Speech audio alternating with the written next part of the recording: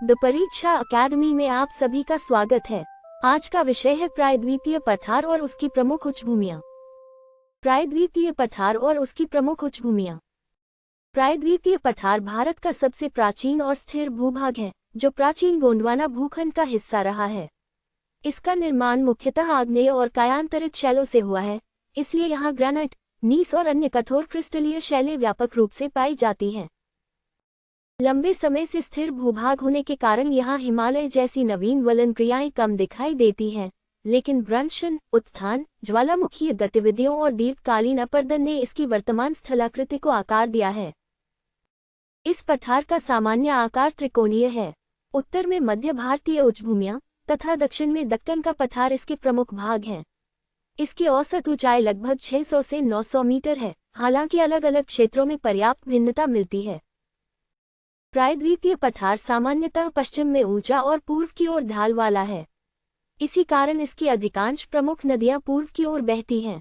नर्मदा और ताप्ती इसका महत्वपूर्ण अपवाद हैं, जो भ्रंश घाटियों से होकर पश्चिम की ओर बहती हैं।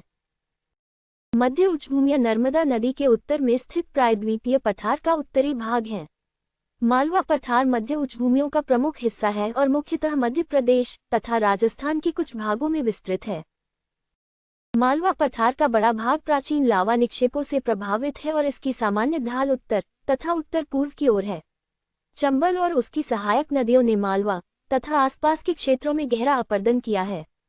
चंबल क्षेत्र की बीहर स्थलाकृति इसका प्रमुख उदाहरण है। बुंदेलखंड उच्चभूमि उत्तर प्रदेश और मध्य प्रदेश के सीमावर्ती क्षेत्रों में विस्तृत एक प्राचीन कठोर शैल क्षेत्र है। बुंदेलखंड में ग्रेनाइट और नीस जैसी प्राचीन चट्टानें प्रमुख हैं तथा लंबे अपरदन से यहाँ असमतल और चट्टानी धरातल विकसित हुआ है। बघेलखंड उच्चभूमि बुंदेलखंड के पूर्व में मुख्यतः मध्य प्रदेश और उत्तर प्रदेश के दक्षिण पूर्वी भागों की ओर विस्तृत है। बघेलखंड आगे पूर्व में छोटा नागपुर पठार से भौतिक संबंध स्थापित करता है। छोटा नागपुर पठार मुख्यतः झारखंड तथा आसपास के राज्यों के कुछ भागों में विस्तृत प्रायद्वीपीय उच्चभूमि है।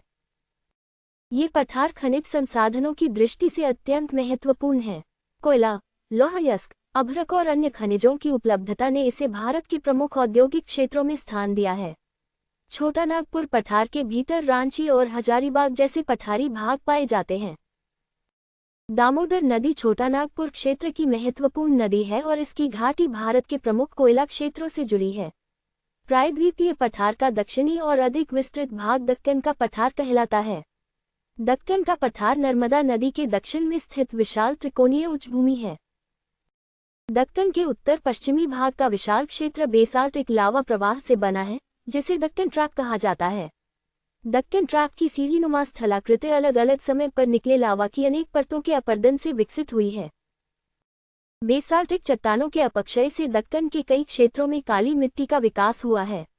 महाराष्ट्र पठार दक्कन पठार का महत्वपूर्ण उत्तर पश्चिमी भाग है और गोदावरी तथा भीमा जैसी नदियों द्वारा अपवाहित होता है। कर्नाटक पठार दक्कन के दक्षिण पश्चिमी भाग में स्थित है और इसे सामान्यतः उत्तरी मैदान तथा दक्षिणी उच्चभूमि के रूप में देखा जा सकता है। कर्नाटक की अधिक ऊंची पश्चिमी उच्चभूमि को मलनाड और अपेक्षाकृत समतल पूर्वी क्षेत्र को मैदान कहा जाता है। तेलंगाना पठार दक्कन के उत्तर पूर्वी भाग में स्थित है और मुख्यतः गोदावरी तथा कृष्णा नदी प्रणालियों से प्रभावित है। दक्कन पठार का दक्षिणी भाग तमिलनाडु की उच्चभूमियों की ओर विस्तृत होता है, जहां प्राचीन क्रिस्टलीय शैलें प्रमुख हैं। प्रायद्वीपीय पठार का उत्तर पूर्वी विस्तार मेघालय पठार के रूप में दिखाई देता है, जिसे मुख्य पठारी भाग से गंगा और ब्रह्मपुत्र मैदानों के निम्न क्षेत्र ने अलग कर दिया है। मेघालय पठार में गारो, खासी और जयंतिया उच्चभूमियां शामिल हैं। प्रायद्वीपीय पठार की सतह पूर्णतः समतल नहीं है। इसमें पठार, पहाड़ियां, नदी घाटियां, भ्रंश घाटियां, अपरदित उच्चभूमियां और स्थानीय समतल क्षेत्र साथ साथ पाए जाते हैं। कठोर चट्टानों और लंबे अपरदन के कारण इसकी नदियों की घाटियां सामान्यतः अपेक्षाकृत स्थिर हैं और हिमालयी क्षेत्र की तुलना में नदी मार्गों में परिवर्तन कम होता है। प्रायद्वीपीय पठार भारत का प्रमुख खनिज भंडार है।